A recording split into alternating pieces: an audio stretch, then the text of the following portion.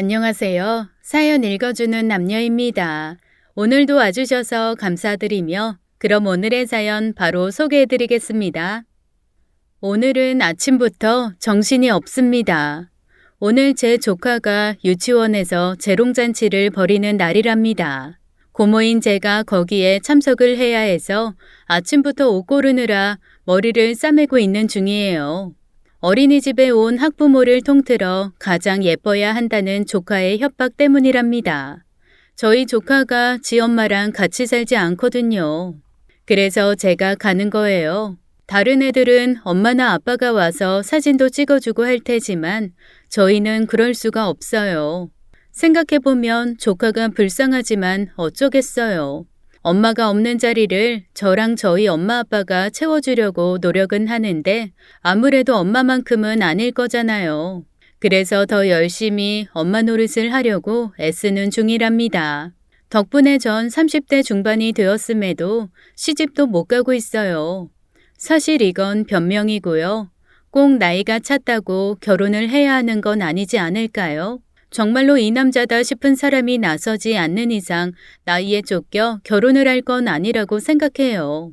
하루가 다르게 예뻐지는 우리 우이를 보면 저도 우이처럼 예쁜 아이를 낳고 싶다는 생각을 하게는 되지만 한편으론 저희 오빠를 보면 결혼이 정말 꼭 해야 하는 건가 싶기도 하답니다. 뭐 그런 제 생각과는 달리 저희 엄마는 저만 보면 결혼 타령하느라 정신이 없으시지만요. 아직은 그럴 생각이 없어요. 일도 일이고 우리 우이 잘 키우고 싶기도 해서요. 안녕하세요. 전 30대 중반인 여자랍니다. 저는 아직 결혼을 못하고 있어요. 좋은 사람이 없어서인 것도 있지만 제가 오빠의 결혼을 보고 나서 결혼에 대해 많은 생각을 하게 된 탓이 크답니다. 세상엔 좋은 사람이 훨씬 더 많겠지만 안 그런 사람도 적지 않다는 걸 직접 제 두 눈으로 확인한 때문이에요. 처음 저희 오빠가 결혼을 하겠다고 했을 때만 해도 진짜 새언니가 저희 오빠를 구원해줄 천사라고 생각했어요. 그럴 수밖에 없는 게 저희 오빠가 일반적인 그런 사람은 아니기 때문이랍니다. 사람 만나는 것도 어려워하고 때문에 자신이 스스로 돈을 벌 수 없는 그런 남자거든요. 그런 남자와 선뜻 결혼을 하겠다고 하니 저희 부모님이 좋아하실 수밖에 없었죠. 처음부터 그랬던 건 아니에요. 저보다 3살 많은 오빠는 더없이 착하고 똑똑한 그런 사람이었어요. 싹싹하고 똑똑한 오빠는 친구도 많았던 그런 활발한 아이였어요. 그러던 오빠가 중학교에 올라가면서 너무 힘든 상황에 놓이게 되었습니다. 바로 학교 폭력의 피해자가 되었어요. 저희 가족은 그걸 까맣게 몰랐고요. 대부분의 학교 폭력 피해자들이 부모나 가족에게 그 사실을 털어놓지 않거든요. 그래서 가족들은 사건이 더 이상 감당할 수 없는 수준이 되어서야 비로소 그 사실을 알게 되는 경우가 대부분이랍니다. 간혹 학교 폭력에 시달리던 아이들이 해서는 안 될 선택을 한 경우가 언론 매체를 통해 보도되곤 하는 걸 보셨을 거예요. 그 부모들도 마찬가지예요. 자기 자식이 그런 악몽 같은 일을 겪고 있다는 걸 전혀 몰랐다가 비로소 그를 알고 지옥 같은 나날을 보내게 되는 이유가 바로 거기에 있어요. 저희도 그랬어요. 오빠가 상급생은 물론이고 동급생 중 불량한 친구들에게 1년 이상 괴롭힘을 당했더라고요. 겨우 10대여 정도 된 아이들이 했다고는 생각할 수 없는 그런 끔찍한 일들을 저질렀고 오빠는 그런 참혹한 일들을 오롯이 혼자서 버텨냈어요. 가끔 학교 폭력의 피해자를 두고 이상한 말들을 하시는 분들이 있답니다. 때리고 괴롭힌 아이들이 잘못한 건 맞지만 맞은 아이에게도 그럴 만한 이유가 있지 않냐는 말이 그거예요. 그거야말로 개소리입니다. 제가 좀 흥분해서 하는 말이라 말이 험하긴 하지만 사실은 사실이니까요. 모든 학교 폭력의 피해자들이 마찬가지겠지만 저희 오빠도 그런 일을 당할 이유가 전혀 없었어요. 굳이 이유를 찾는다면 저희 오빠가 다른 곳에서 온 학생이라는 정도였겠죠. 원래 오빠가 초등학생 때까지는 저희가 서울에 살았었어요. 거기선 친구도 많았고 더없이 활발했습니다. 그러다 아빠의 사업 때문에 저희가 인천으로 이사를 하게 됐어요. 그러면서 오빠의 친구들이 진학하는 중학교로 가지 못하고 인천에 있는 중학교로 오게 되었답니다. 당연히 초등학교 시절 친구들은 하나도 없는 그런 중학교였죠. 그러면서 처음에 약간 따돌림을 당했나 봐요. 오빠 성격이면 그런 것 좀 무시하고 새로운 친구들을 사귈 수도 있었을 텐데 그 학교에 있던 불량한 친구들이 그걸 갖고 놀리기 시작했답니다. 저희 오빠가 체구가 작고 여자처럼 곱상하게 생긴 타입이거든요. 그래서 놀리다 보니 계속 악화가 됐고 결국은 선을 넘어버린 거였어요. 제 입으로 이야기하고 싶지 않은 정도의 오만 가지 학교 폭력이 오빠에게 쏟아졌고 1년 가까이 시달리던 오빠가 끔찍한 생각을 했습니다. 다행히 아파트 경비 아저씨가 오빠를 수상히 여겨 오빠를 만류하고 경찰에 신고를 하면서 그간의 모든 악행들이 샅샅이 드러났어요. 그 이유는 말 안 해도 아실 겁니다. 가해 학생들은 자기들이 저지른 일이 장난이었다는 식으로 나왔고 그 부모란 사람들은 이를 덮기에 급급했대요. 학교 선생이라는 사람들도 별다를 바 없었고요. 그래도 아빠가 강경하게 대처해서 가해 학생들 전원을 전학 보냈고 선생들도 일부 전출이 되는 선에서 마무리되었습니다. 그 사람들이 벌인 짓에 비하면 터무니없이 가벼운 처벌이었지만 사실 그 정도 처벌조차 안 받는 경우가 많아요. 피해자 가족 입장에선 말도 안 되는 일이거든요. 가해자들은 고작 전학에 가해 기록이 남는 걸로 마무리되지만 피해 학생은 평생 지울 수 없는 상처를 안고 살아야 하니까요. 몇몇 피해 학생들은 사건 이후 원래대로의 삶을 꾸려나갈 수도 있겠지만 그러나 대부분은 안 그래요. 평생 그 일을 기억하며 고통 속에서 살아야 하니까요. 그중에 몇몇은 아예 원래의 삶으로 돌아오지 못하는 경우도 있어요. 저희 오빠가 그랬어요. 누구보다 밝고 명랑하던 오빠는 일이 마무리되고 나서 더 이상 학교를 다닐 수 없었어요. 학교로 향하는 발걸음이 너무 무서웠다고 했습니다.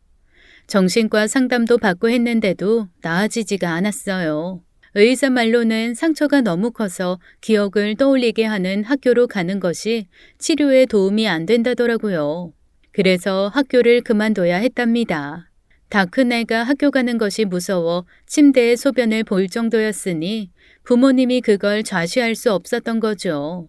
그래도 시간이 흐르면 점차 나아질 거라 생각하셨어요.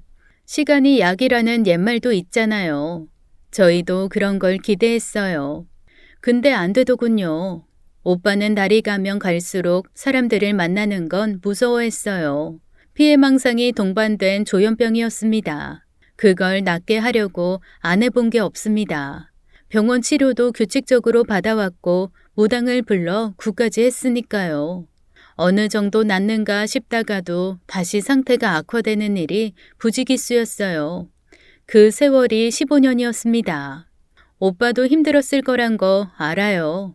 누구보다 본인이 더 힘들었을 겁니다. 근데 저희도 크게 다르진 않았어요. 길거리에서 주워온 고양이 마냥 항상 구석진 곳에 자기를 숨기는 오빠를 보면서 다들 마음 아파했답니다. 뭘 모르는 저조차도 그랬으니 엄마 아빠는 오죽하셨겠어요. 그 흔한 가족여행 한번 제대로 못 해보고 그 시간을 보내야 했습니다. 그나마 다행이라면 아빠의 사업이 잘 돼서 경제적으로는 부족한 부분이 없었다는 정도였겠네요. 좋게 생각해야죠. 그래서 치료비 걱정 안 하고 오빠를 돌볼 수 있었으니까요. 그런 와중에 돈까지 없었다면 훨씬 더 힘든 날을 보낼 수밖에 없었을 겁니다. 그렇게 십수년에 걸쳐 꾸준히 치료를 받으면서 오빠도 어느 정도는 평온을 되찾을 수 있었습니다. 예전처럼 잠을 자다 말고 악몽을 현실처럼 인지하고 비명을 지르는 일도 사라졌고 엄마를 따라서 마트도 갈 수 있게 되었어요. 그래도 안심할 수는 없었습니다. 예전에도 저랬던 적이 없지는 않았으니까요.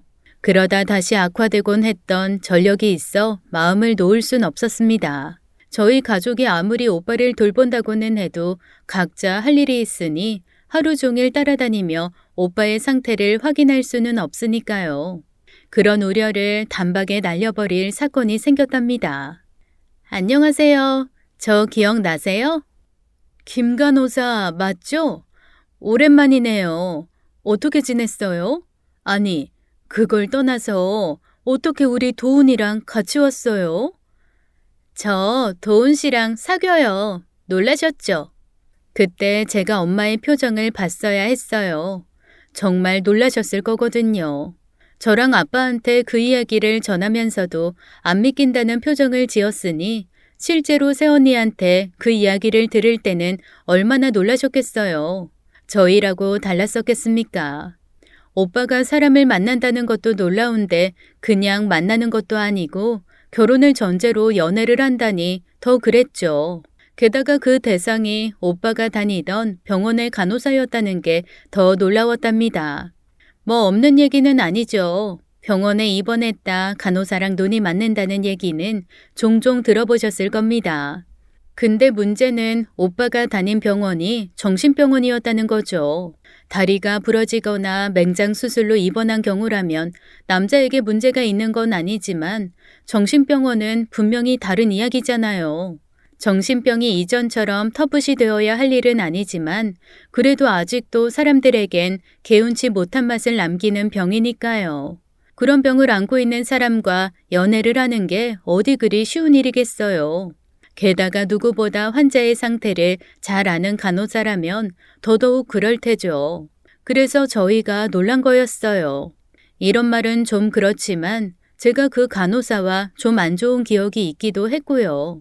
저희 오빠가 그 병원을 처음 다닌 게 한 3년 정도 전이었을 겁니다. 대부분 병원을 갈 때는 엄마가 가시는데요. 가끔 엄마가 스케줄이 안 되면 제가 가기도 했어요. 다 큰 남자 병원까지 따라간다면 좀 비웃으실지도 모르겠지만 저희 가족에게 오빠는 그렇게라도 돌봐줘야 할 사람이었으니 어쩔 수 없었어요. 그때 제가 병원에 갔다가 일 때문에 밖에서 통화를 하고 있었답니다. 대형 정신병원이 아니니 환자나 보호자들이 병원 1층 뒤에서 담배를 피곤 했어요. 제가 담배를 피우는 건 아니에요. 통화를 하려다 보니 좀 으슥한 데를 찾았고 마침 거기가 흡연 공간이었답니다.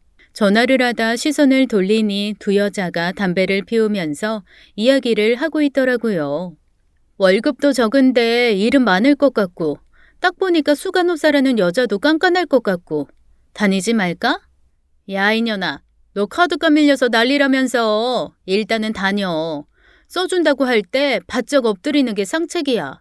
그렇긴 해도 사람들이 별로 마음에 안 들어. 다른 병원도 아니고 정신병원이잖아. 미친 것들 상대해야 하는데 월급이나 많이 줘야 하는 거 아니야? 들으려고 한 건 아닌데 두 사람 목소리가 많이 컸어요. 주변 사람들이 없어서 그런 건지 말을 막 하더라고요. 이야기만 들으면 간호사 면접을 보러 온 거지 싶던데 말하는 게 그랬어요. 간호사라면서 어떻게 환자들한테 미친 것이라는 표현을 쓰는지도 의아했고 자기가 면접을 보러 온 병원 앞에서 담배를 피우는 것도 좋아 보이진 않더라고요. 제가 여자가 담배를 피운다고 뭐라고 하는 건 아니에요. 다만 자기 직장이 될지도 모르는 곳에서 경거망동하는 그 태도가 별로여서 그리 생각한 거였답니다. 간호사도 직장인이잖아요. 모든 직장인들은 다 자기가 다니는 회사 욕을 하고 사니 그런 것 정도는 이해할 수 있지만 말입니다. 그렇지만 그게 다였어요. 특별히 제가 오빠 병원을 따라다니는 건 아니었으니 그 여자를 다시 볼 일은 없었죠. 그러다 몇 달 뒤에 제가 한 번 더 따라갔다가 그때 그 간호사를 다시 보았어요. 아무래도 취직을 한 모양이더라고요. 한껏 찌푸린 얼굴로 환자가 저질러 놓은 사고를 수습하는 듯 보였어요. 일이 힘드니 표정이 밝을 순 없겠지만 그래도 노골적으로 싫어하는 표정을 보니 왠지 간호사로서는 자격 미달이지 싶었답니다. 바로 그 간호사가 저희 오빠랑 결혼을 하겠다고 나선 김 간호사였어요. 처음에는 몰랐습니다. 그냥 이야기만 들어서 어떤 사람인지 궁금했다가 만난 후에 알았죠. 사실 처음에는 그저 낯이 익은 정도라고 생각했는데 오빠 병원 간호사라니 생각을 되짚어보다 그때 그 간호사라는 걸 떠올렸어요. 그래서 처음엔 좀 곱지 않게 봤습니다. 근데 자꾸 만나다 보니 그런 제 선입견이 터무니없다는 걸 알게 됐어요. 아가씨, 이거 제가 아끼는 귀걸이인데 오늘 아가씨 옷에 잘 어울릴 것 같아요. 한번 해볼래요? 거봐, 잘 어울리잖아요. 선물이에요. 가져요. 꼭 저한테 선물을 줬다고 그러는 게 아니었어요. 저뿐 아니라 엄마나 아빠한테도 참 잘했거든요. 그러나 무엇보다 가장 잘해준 이는 오빠였죠. 언니가 오빠의 상태를 누구보다 잘 아니 행여 오빠가 스트레스를 받을 수 있는 상황이다 싶으면 자기가 먼저 오빠를 챙기는 모습을 보여줬답니다. 그러니 부모님으로서는 그게 너무 든든했던 거였어요.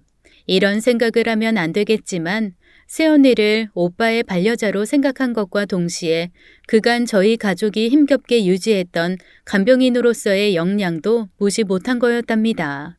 말씀드렸던 것처럼 저희 가족 오빠가 그렇게 된 이후에 단 한 번도 오빠 걱정에서 벗어나 본 적이 없었어요. 가장 그랬던 게 아빠였어요. 아빠는 사건 이후 당신이 회사 문제로 인천으로 오지만 않았다면 그런 일은 없었을 거라며 스스로를 많이 나무라셨죠. 엄마라고 다를 건 없었어요. 오빠가 수시로 우울해하고 때론 반항적인 모습을 보였음에도 그걸 단순히 사춘기에 접어든 아이의 행동 정도로 이해하고 오빠를 눈여겨보지 않았던 자신을 못마땅해 하셨답니다. 그래서 더욱더 오빠의 간병에 매달리셨던 거였어요. 물론 죄책감 이전에 가족으로서의 사랑이 먼저긴 하셨겠지만 15년 이상을 그러고 사는 건 결코 쉬운 일이 아니죠.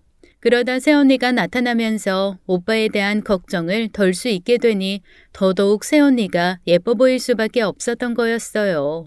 그 결과가 바로 오빠에 대한 전폭적인 지지였죠. 어머님, 아버님, 저 송구스럽지만 결혼식은 적게 하면 안 될까요?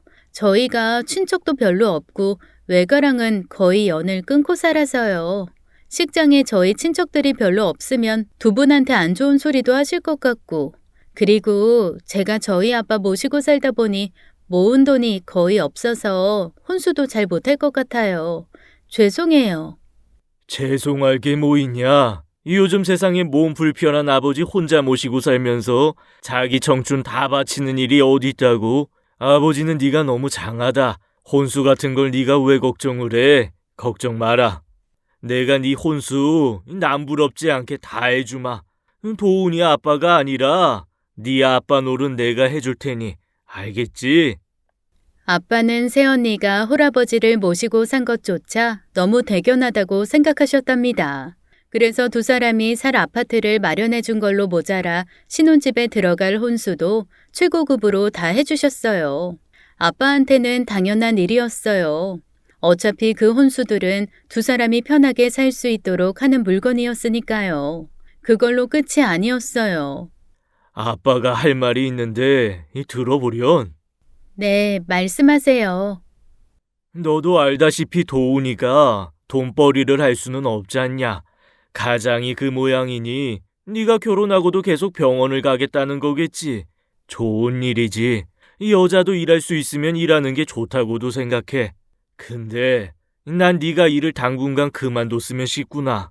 안다. 이 돈은 걱정 마라. 도훈이가 일을 못 나가도 네가 일을 그만둬도 충분할 만큼의 생활비는 지원할 테니까 나중에 도훈이 몸이 완전히 좋아지면 그땐 니들이 상의해서 카페를 차리든 다른 가게를 차려도 좋고 물론 그것도 이 아버지가 다 지원할 거다. 아버님, 그러시면 저희가 너무 죄송해요. 괜찮다. 네 아버지 말대로 하려무나. 니들 둘이 알콩달콩 신혼도 즐기고 도훈이 치료도 해가면서 살게 되면 우리로선 그보다 더 좋을 게 없단다.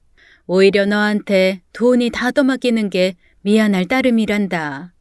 그러니 돈 걱정은 말고 아버지 말대로 하려무나. 그렇게 해서 새언니는 병원을 관두었답니다. 말씀하신 대로 생활비는 넉넉하게 주었고요. 아마 언니가 병원에서 받는 월급의 2배 이상은 되었음직한 돈이었을 겁니다. 그래도 두 분 입장에선 하나도 아깝지 않은 거였죠. 무엇보다 오빠가 행복하게 살 수만 있다면 돈 따위는 아무 상관없다는 게 두 분의 생각이셨답니다. 두 분의 바람대로 두 사람 참 행복하게 살았어요. 언니의 SNS에 올라오는 사진이 그 증거였죠. 환하게 웃고 있는 오빠와 언니의 사진이 하루가 멀다 하고 올라왔거든요. 의사들이 자주 하는 말이 있죠. 모든 병의 근원이 스트레스 때문이라는 말입니다. 따지고 보면 오빠의 병이야말로 스트레스로 인한 것이었어요. 사람들이 자기를 괴롭히려 한다는 턱도 없는 피해망상이 그랬죠. 근데 언니랑 결혼을 하고 나서부터 마음이 편해져서인지 오빠의 모습이 이전과는 확연하게 달라졌어요. 이전에는 아무리 좋은 것들을 먹여도 좀처럼 살이 붙지 않던 사람인데 마음이 편해져서 그런 건진 몰라도 결혼하고 1년 만에 10kg가 쪘답니다. 그러니 얼굴도 한층 좋아졌고 보기에는 더할 나위 없었죠. 모든 게 새언니의 공이었다고 해도 과언이 아니었어요. 부모님이 새언니 말이라면 팥으로 매주를 쓴다고 해도 믿을 수밖에 없었던 이유였죠. 우리 집의 유일한 고민거리였던 오빠 문제를 해결해준 그야말로 귀인이었던 거예요. 그런 사람이니 무엇인들 못해줬겠습니까? 결혼 2년 만에 새언니가 임신을 하고 첫 조카인 우이를 낳아주자 그런 분위기는 절정에 달했답니다.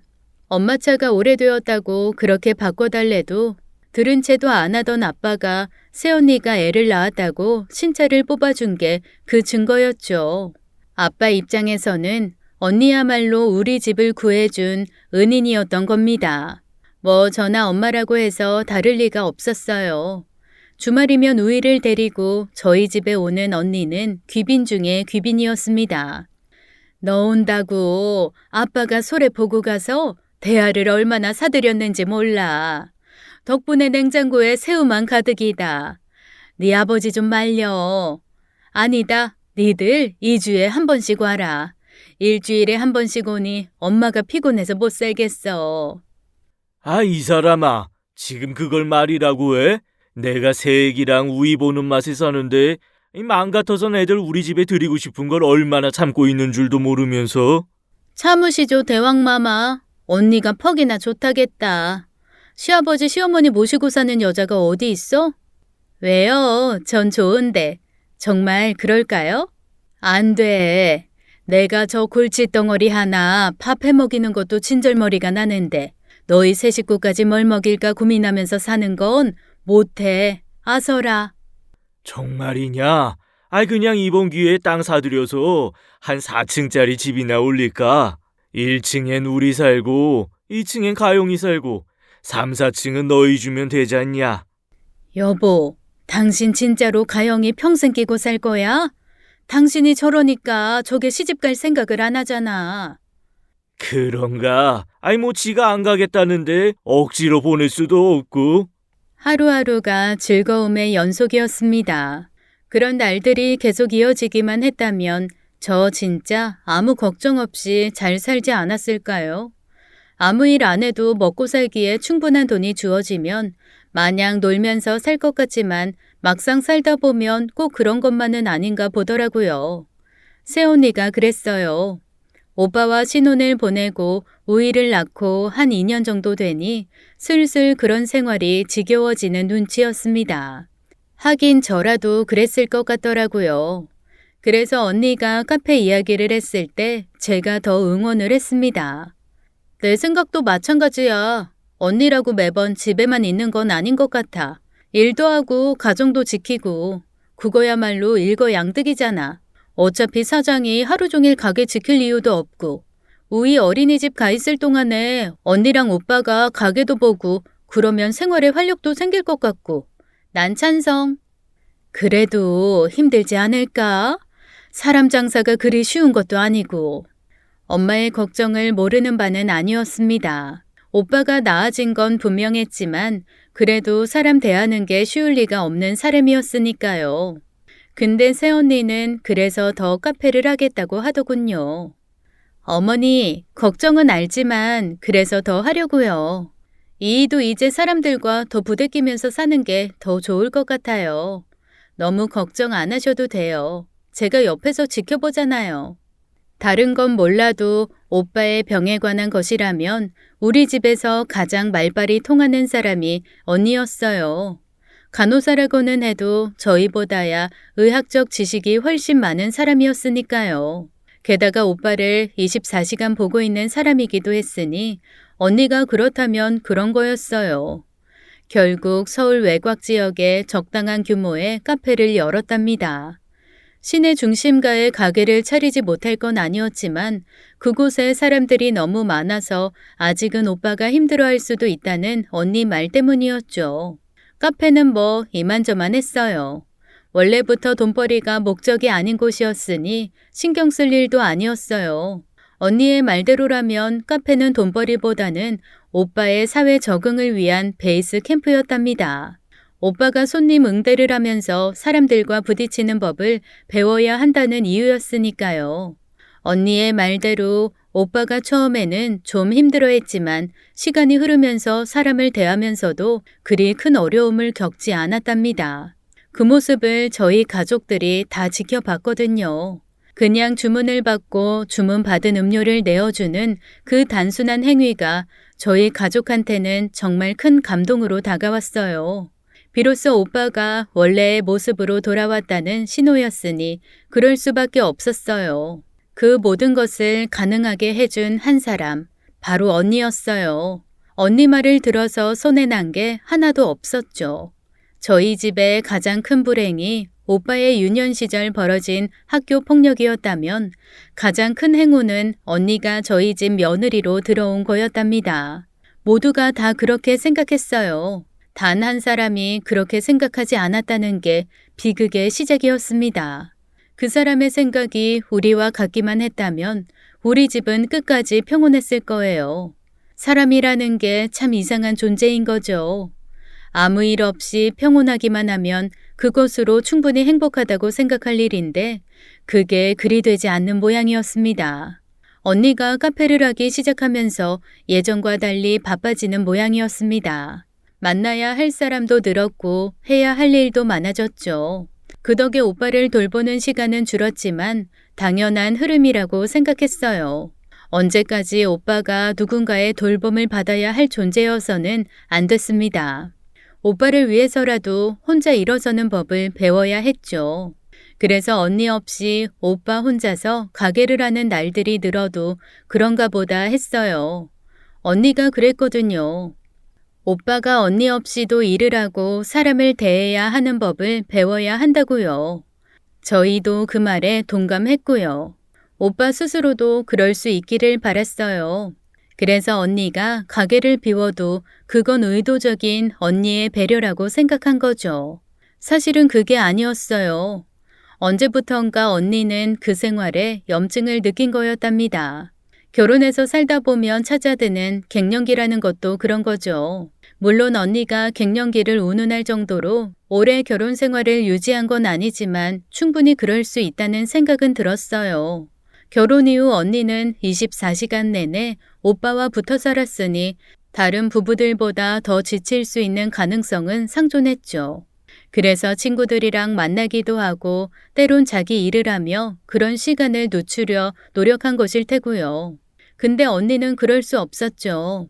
저희 부모님이 오빠를 잘 돌봐달라면서 모든 경제적 지원을 다 해주셨고 또 언니의 친정에도 적잖이 지원을 해주시기도 하셨으니까요.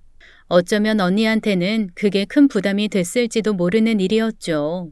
입장 바꿔 제가 만약 언니의 상황이었다면 저 역시도 그게 부담스러울 수도 있다고 생각했어요. 그래도 선이라는 게 있는 거잖아요. 결혼한 여자가 지켜야 할 선은 너무도 명확하죠. 평생 믿고 의지할 남자는 오직 남편뿐이어야 한다는 사실이 그렇답니다. 근데 언니가 그 선을 넘어가 버렸답니다.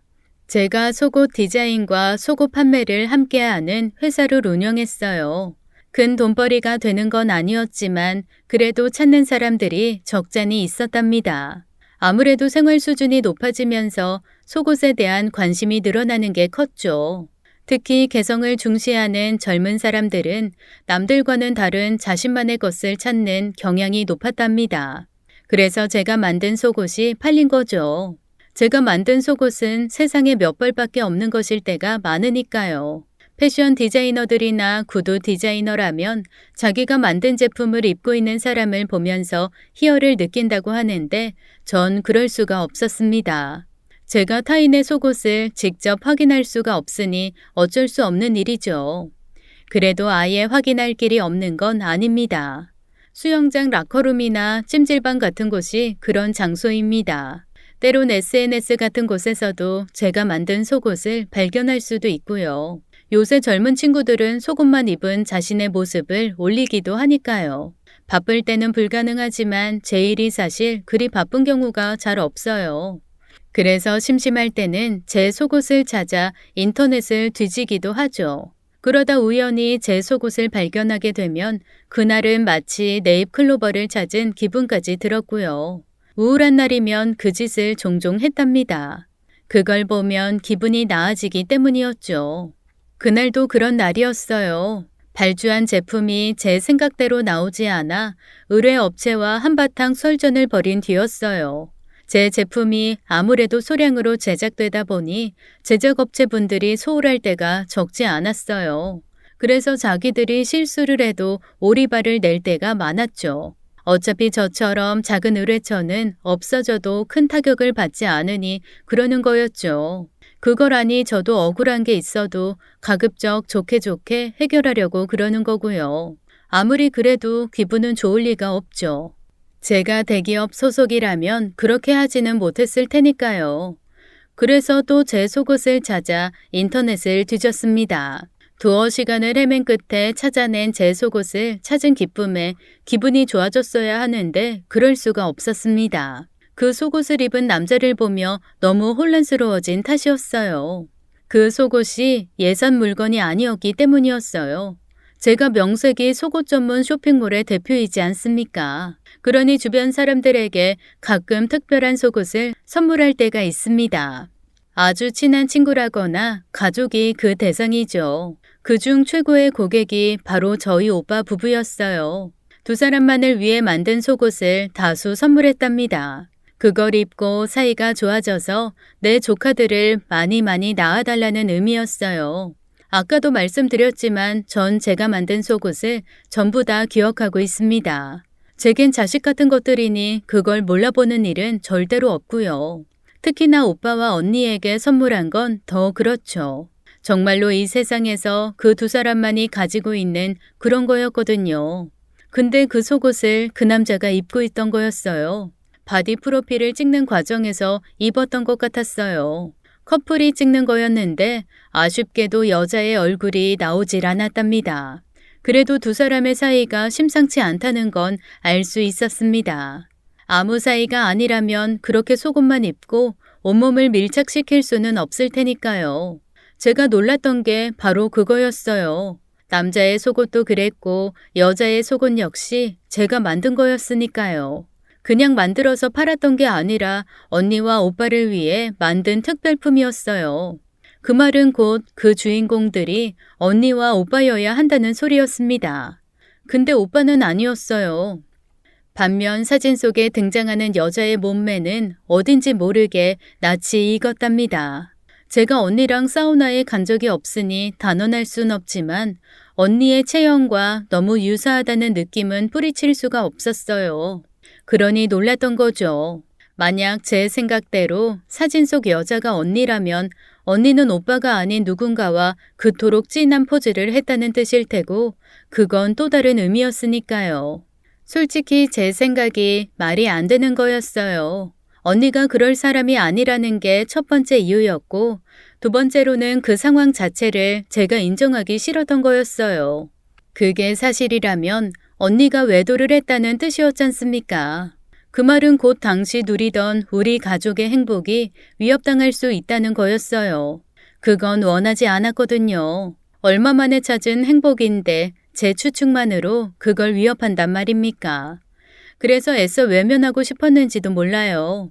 아무리 제가 제 속옷을 잘 안다고 해도 세상엔 얼마든지 비슷한 디자인의 속옷이 나오게 마련이라고 스스로를 속였어요. 사람 머리가 거기서 거기니 똑같은 속옷이 나올 수도 있다고 되뇌었답니다. 그래서 얼른 인터넷 창을 닫아버렸어요. 생각해보면 참 멍청한 짓이었습니다. 호미로 막을 것을 가래로 막는다고 하죠. 제가 한 게 딱 그 짓이었어요. 그때서라도 조치를 취했다면 달라질 수 있지 않았을까요? 사실 그런다고 제가 뭘 했겠습니까만 최소한 언니한테 넌지시 경고라도 했어야 하는 일이었는지도 모릅니다. 그랬다면 언니가 거기서 멈췄을지도 모르는데 전 아무것도 하지 않았어요. 제가 한 일이라고는 제가 착각했다며 스스로를 나무라는 게 다였죠. 그 천사 같은 언니가 말도 안 되는 짓을 했을지 모른다고 생각하는 제가 말도 안 되는 거라고 생각하려 애썼답니다. 실제로 오빠 부부는 여전히 사이좋은 부부였으니 제 생각이 틀린 게 맞았을 거예요. 그럴 수밖에 없었습니다. 언니는 철저히 가면을 쓰고 오빠를 기만했으니까요. 아무것도 모르는 오빠는 언니가 하는 말이라면 무조건 옳다고 생각했으니 설령 언니가 눈앞에서 외도를 저질렀어도 언니가 오해라고 하면 그렇다고 믿을 사람이었습니다. 그러니 겉으로는 여전히 사이좋은 부부처럼 보일 수밖에 없었던 거죠. 그러면서도 속으로는 골아가고 있었답니다. 아무래도 언니 때문이었겠죠. 전에 비해 많이 좋아졌다고는 해도 오빠는 정상인들에 비하면 부족한 것이 많을 수밖에 없는 사람이었으니까요. 반면에 언니가 밖에서 만난 다른 남자들은 겉보기에도 근사한 남자였죠. 나중에 알았지만 그때 제가 본 사진 속 남자는 언니가 다니던 헬스클럽의 강사였답니다. 강의를 빌미로 몸을 부대끼면서 두 사람 사이에 불온한 기운이 싹튼 거였어요. 물론 그 남자를 오래 만난 건 아니었습니다. 한 몇 달 만나다 헤어졌다고 그랬거든요. 그리고 다시 정신을 차렸다면 바보 같은 저희 가족들은 아무것도 모르고 넘어갔을 겁니다. 근데 언니가 멈추질 않았어요. 뭐든 처음이 어려운 법이죠. 한 번 하고 나면 두 번은 아무 일도 아닌 게 세상 이치랍니다. 갈수록 언니의 바깥 나들이는 늘었지만 저희는 아무것도 몰랐어요.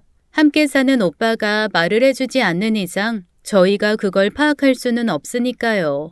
저희도 바보지만 진짜 바보는 저희 오빠였답니다. 오빠가 사람 만나기를 꺼려하는 것뿐이지 바보는 아니니까요. 똑똑한 걸로만 따지면 저보다 훨씬 똑똑한 사람이 오빠였어요. 그런 오빠가 언니의 변화를 모를 리가 없었습니다. 수시로 늦어지는 귀가 시간, 전과는 달라진 분위기만으로도 오빠는 언니의 불온한 낌새를 파악하고 있었습니다. 그럼에도 굳이 모르는 척 행동했던 거죠. 그만큼 언니를 사랑하고 있었던 탓이었어요. 어린 시절 학교 폭력으로 삶이 망가진 이후 오빠는 자기가 두 번 다시 정상적인 삶을 살 수 없을 거라고 생각했을 겁니다. 그랬는데 새언니를 만나 가정을 꾸리고 아이까지 낳으면서 새롭게 태어난 기분을 느끼게 되니 그걸 포기할 순 없었던 거였어요. 그래서 알면서도 모른 채 하고 싶었던 거죠. 아무리 그래도 마냥 그럴 수는 없었던 모양입니다. 밤이고 새벽이고 울리는 새언니의 핸드폰을 보면서도 오빠가 애써 모른 채 하는 걸 알아차린 새언니가 막무가내로 행동한 탓이었습니다. 새언니는 그랬을 거예요.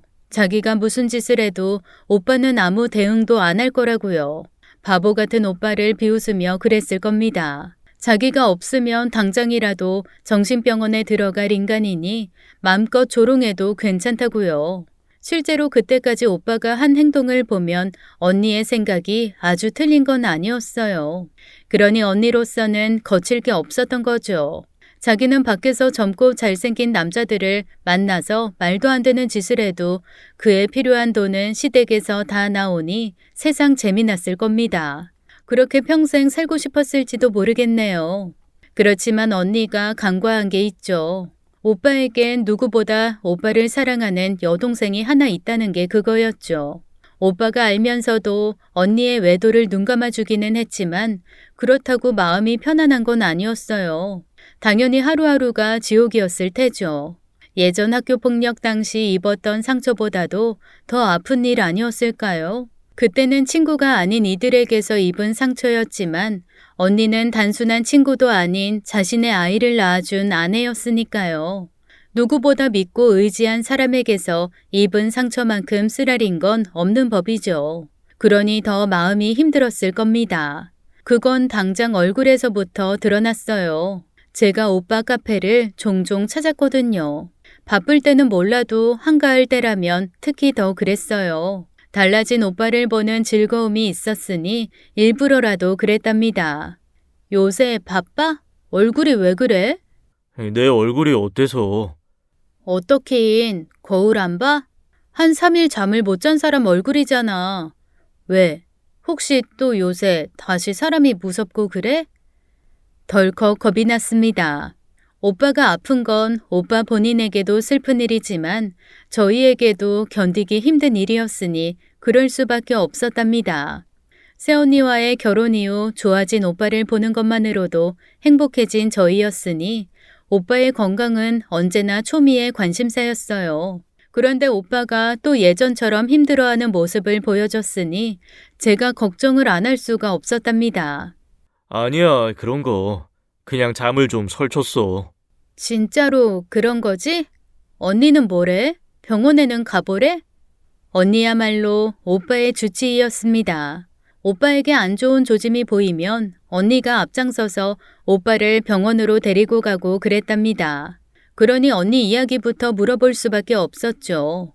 여느 때라면 금세 말문을 열었을 오빠인데 언니 이야기가 나오자 왠지 주저하더군요.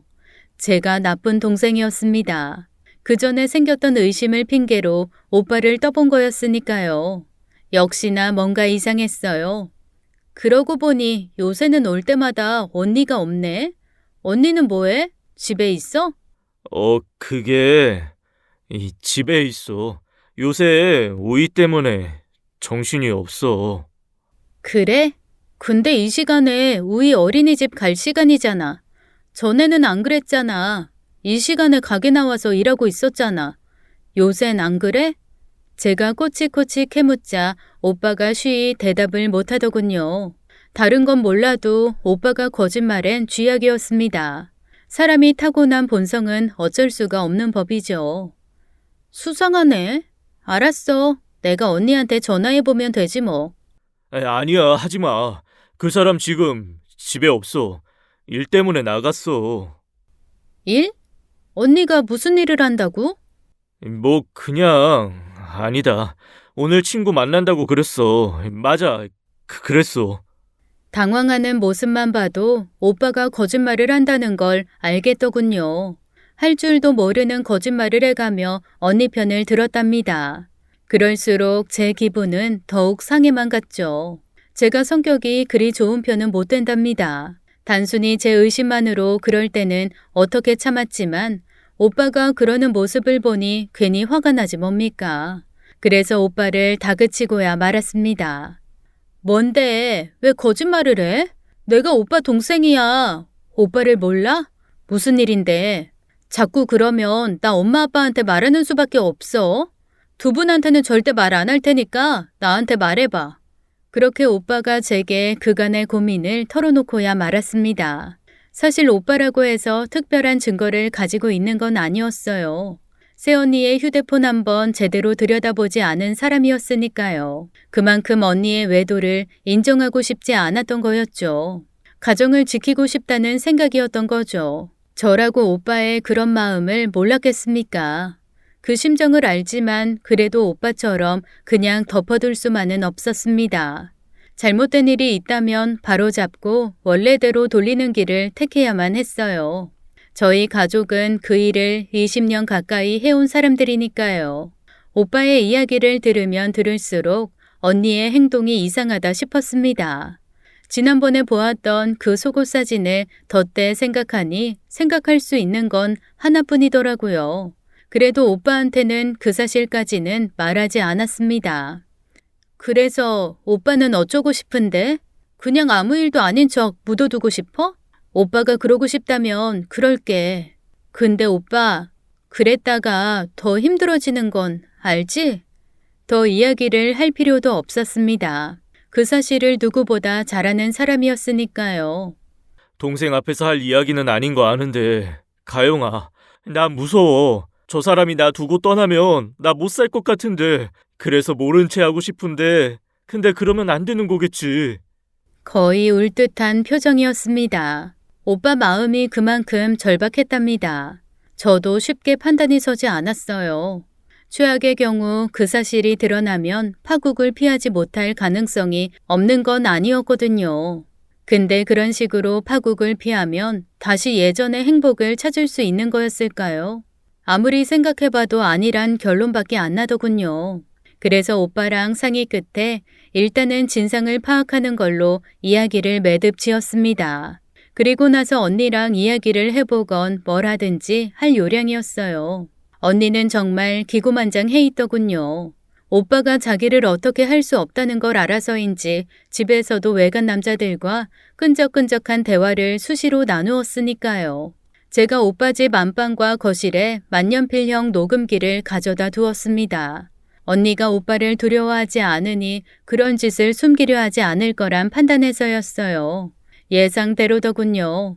언니는 집에서도 몇 명의 남자와 말도 안 되는 대화를 나누었답니다. 자기야, 우리 언제 만나? 내가 그리로 갈까? 그 병신? 걔는 아무것도 못해. 못 믿겠다고? 그럼 자기가 우리 집으로 와. 안방 침대에서 자기랑 사랑하는 걸 봐도 못 본 척할걸? 안 믿긴다고? 정말이야. 내가 그 인간한테는 신이거든. 시댁 것들도 똑같아. 내 말 한마디면 그 인간 정신병원에 넣고도 남을 텐데 뭐. 그리고는 나 불쌍하다고 돈까지 챙겨줄 사람이야. 그래, 그렇다니까.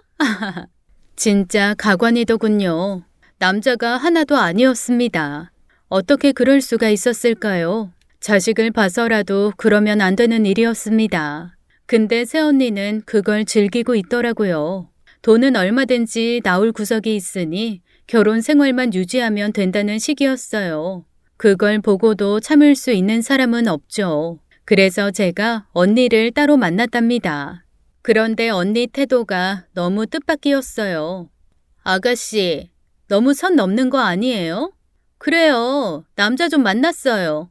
근데 아가씨가 그걸 왜 따져요? 아가씨는 그냥 제 신우일 뿐이에요. 남편도 아무 말 안 하는데 왜 아가씨가 주제 넘게 끼어요?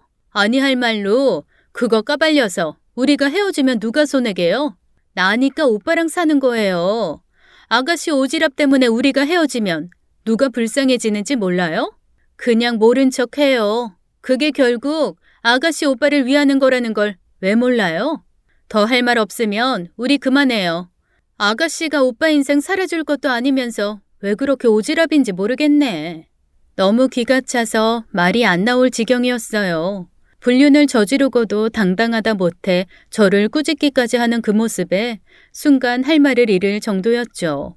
설령 새언니 말대로 헤어지는 경우가 생기더라도 그래서 오빠가 힘들어진다고 해도 그런 말도 안 되는 일을 눈 감아줄 수는 없겠다 싶었어요. 언니, 하나만 물어볼게요. 혹시 처음부터 이럴 작정이었어요? 우리 집에 돈이 많으니 그거 보고 오빠한테 접근한 거냐고요? 글쎄요. 나도 잘 모르겠네. 전혀 아니라고는 못해요. 어머님이 오빠 데리고 병원 올 때 끌고 왔던 차만 봐도 혹하잖아요. 그리고 오빠 순진한 구석이 나름 마음에 들기도 했고 그게 뭐든 나 때문에 오빠가 좋아진 건 맞잖아요. 그러니 그냥 덮어둬요. 그게 두루두루 행복한 일이니까. 도대체 새언니는 우리 식구들을 얼마나 얕보고 있었던 거였을까요? 얼마나 얕보았으면 자신의 불륜을 알고 있다고 말하는 시누이한테 저런 식으로 나올 수 있었던 걸까요? 더 이상 말을 섞을 필요가 없었어요. 새언니는 자신의 행동이 크게 나쁘다고 생각조차 않았으니까요. 그런 사람한테 백날 말한들 제 입만 아플 일이었죠. 남은 건 하나였습니다. 힘들겠지만 선택을 해야 했어요. 언니 말대로 오빠가 사람 구실을 하고 산다는 이유로 새언니의 만행을 묵인하는 방법과 설령 다시 힘들어지는 한이 있더라도 지은 죄에 대한 처벌을 받게 하는 방법 중에서 하나를 골라야 했어요. 제가 저희 가족이 아무리 바보라지만 그래도 답은 정해져 있었어요. 오빠가 당분간 힘들어하겠지만 그것조차도 참고 이겨내야 한다고 생각했답니다. 그래서 아빠가 새언니를 불러들인 거였어요. 요새 수고가 많지? 이 도훈이는 얼마 전에 보니 얼굴이 좀 상했더라.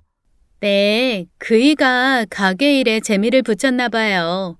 제가 쉬엄쉬엄 하라는데도 말을 도통 안 듣네요. 그래도 그게 더 도움이 될 거예요. 너무 걱정은 마세요. 제가 옆에서 잘 지켜보고 있으니까 아버님은 그냥 안심하셔도 돼요.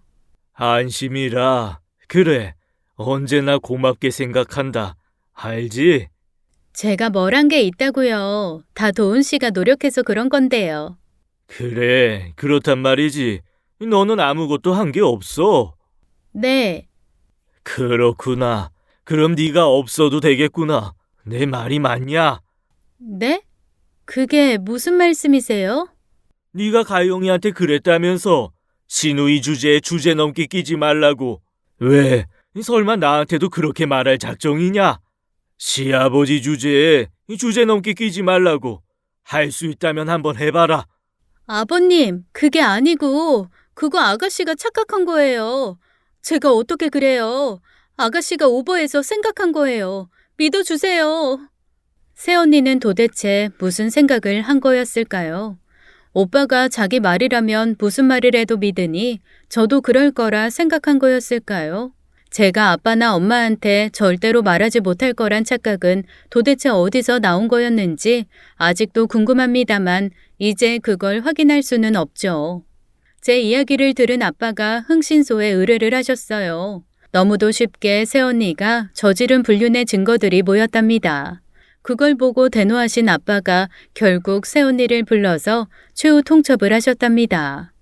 네 말대로 네 덕분에 우리 도훈이가 좋아진 거 사실이니 그간 네가 쓴 돈은 돌려받지 않으마. 사돈 어른께 도움드린 것도 마찬가지다. 그러나 거기까지다. 이젠 그 어떤 돈도 기대하지 말아라. 아버님, 그럼 저희는 어떻게 살아요? 아시잖아요. 카페에서 버는 돈 얼마 안 되는 거. 우이도 조만간 학교 다니면 들어갈 돈도 많아질 텐데요. 그걸 네가 왜 걱정을 해? 그리고 저희라니. 도훈이랑 우이는 내가 알아서 보살필 거다. 너 설마 이런 사진을 보고도 도훈이랑 같이 살 생각이었냐? 도훈이는 몰라도 내가 용납이 안 돼. 당장 이혼해라. 그냥 도장만 찍으면 여기서 다 접어주마. 안 그러면 소송해서 너한테 위자료 뜯어낼 수 있는 데까지 뜯어줄 테니 결정은 네가 하렴. 정해진 수순이었습니다. 새언니가 잘못한 증거가 차고 넘쳤으니 소송은 말도 안 되는 소리였죠. 사실 전 그러길 바랐는데 아빠가 그걸 원치 않으셨어요. 어쨌거나 한때는 자신의 며느리였던 여자가 벌인 그 나쁘끄러운 일이 세상에 까발려지는 걸 원치 않으셨답니다. 무엇보다 오빠를 위한 선택이었어요. 그렇게 오빠와 새언니는 남이 되었답니다. 힘든 일이었지만 오빠는 잘 이겨냈어요. 오빠에겐 우이라는 지켜야 할 버팀목이 있었으니까요. 물론 저나 저희 가족들이 돕겠지만 가장 큰 책임을 진 사람은 오빠였으니 오빠가 더 당당해져야 했답니다. 새언니는 이혼 이후 다시 병원을 전전한다는 소식이 들리더군요. 근데 죽을 맛이었을 겁니다. 아빠가 주던 돈의 절반도 안 되는 돈으로 사는 게 쉬울 리가 없죠. 돈 쓰는 맛을 알아버린 뒤였으니 더 그랬을 겁니다. 그래도 어쩌겠어요. 자기가 자초한 일인데요. 그냥 평범한 여자로 살았다면 평생 보장되었을 안락한 삶을 발로 걷어찬 대가는 치러야 하지 않을까요? 그래야 이 세상이 조금은 공평하다고 느낄 테니까요. 긴 시간 이야기 들어주신 분들께 다시 한번 감사하다고 말씀 올리며 저는 이만 물러가겠습니다. 고맙습니다. 지금까지 사연 읽어주는 남녀였습니다. 끝까지 함께 해주신 여러분 감사드리며 저희는 다음 사연으로 돌아올게요. 감사합니다.